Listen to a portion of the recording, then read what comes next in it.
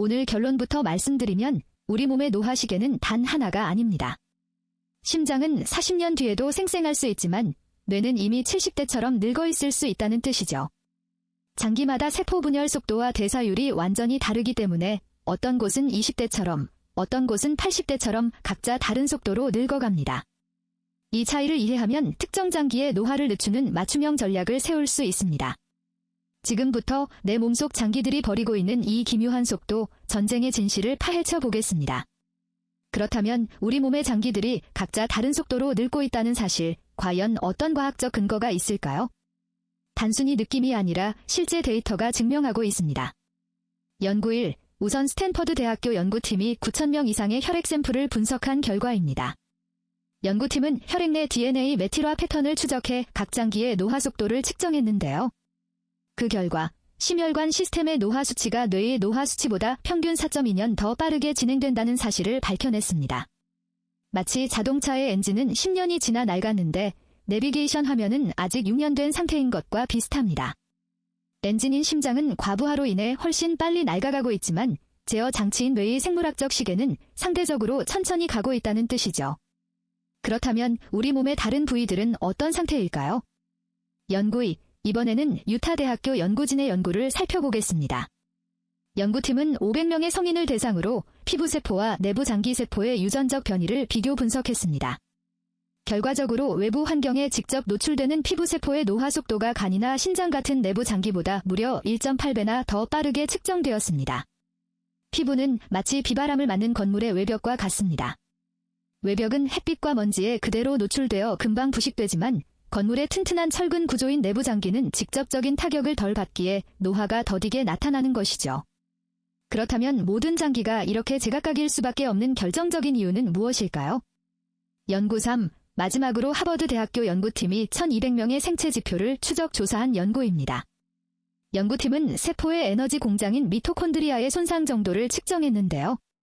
조사 결과 에너지 소모가 극심한 근육세포의 산화 스트레스 수치가 뇌세포보다 2.7배나 높게 나타났습니다. 이는 스마트폰 배터리와 디스플레이의 차이와 같습니다. 화면을 계속 켜두는 디스플레이도 에너지를 쓰지만 전력을 끊임없이 소모하며 열을 내뿜는 배터리나 프로세서가 훨씬 더 빠르게 성능이 저하되는 것과 같은 원리입니다. 결국 각 장기가 수행하는 업무량과 환경적 스트레스의 차이가 노화시계의 차이를 만드는 핵심 열쇠입니다. 그렇다면 왜 장기마다 노화 속도가 다른 걸까요? 비밀은 미토콘드리아와 DNA에 있습니다. 우선 세포의 에너지 발전소인 미토콘드리아가 에너지를 만드는 과정에서 찌꺼기인 활성산소가 발생하는데 이 찌꺼기가 세포의 설계도인 DNA를 공격하며 손상을 입힙니다. 활동량이 많아 찌꺼기를 많이 만들어내는 장기는 그만큼 빠르게 마모되는 것이죠. 그 다음은 DNA 복구 시스템입니다. 우리 몸은 손상된 유전 정보를 고치는 수리공 세포들을 가지고 있지만 세포 분열이 잦은 피부나 장점막은 수리할 양이 너무 많아 시스템에 과부하가 걸리고 결국 복구되지 못한 오류들이 쌓이며 노화가 가속화됩니다. 마지막으로 세포 수명을 결정하는 텔로미어의 변화도 있습니다. 세포가 분열할 때마다 유전자의 끝부분인 텔로미어는 점점 짧아집니다. 뇌처럼 세포 분열이 거의 없는 장기는 텔로미어는 유지될지 몰라도 앞서 말한 산화 스트레스와 단백질 찌꺼기 축적이라는 다른 방식의 노화시계가 돌아가고 있는 셈입니다. 자, 그럼 이 사실이 우리의 일상에 어떤 의미를 가질까요?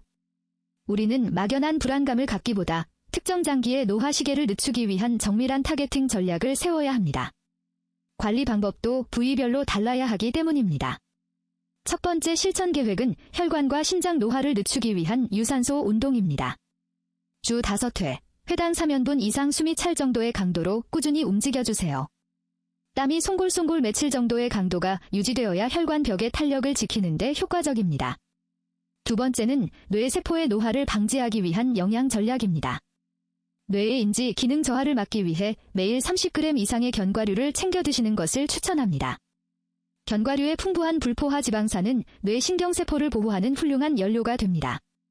마지막으로 간과 췌장의 과부하를 막기 위해 정제 탄수화물 섭취량을 제한해야 합니다. 하루 총 섭취 칼로리의 10% 이내로 단순 당류를 제한하는 습관을 들여보세요. 이렇게 장기별 맞춤형 관리법을 실천한다면 여러분의 몸속 노화시계는 훨씬 더 천천히 그리고 균일하게 흐르게 될 것입니다. 오늘부터 이 숫자들을 기억하고 바로 시작해보세요. 오늘 우리는 노화가 단순히 일률적인 과정이 아니라는 사실을 확인했습니다. 첫째, 우리 몸은 각 장기의 환경과 대사율에 따라 제기 다른 속도로 움직이는 다중식의 시스템을 가지고 있습니다. 둘째, 외부 자극과 산화 스트레스에 노출되는 빈도에 따라 뇌와 피부처럼 노화의 속도가 급격히 차이 날 수 있습니다. 셋째, 특정 장기의 노화 속도를 늦추는 것은 전신 건강을 관리하는 핵심 열쇠입니다. 결국 노화는 정해진 운명이 아니라 세포의 생물학적 변수가 만들어낸 복잡한 불균형의 결과입니다.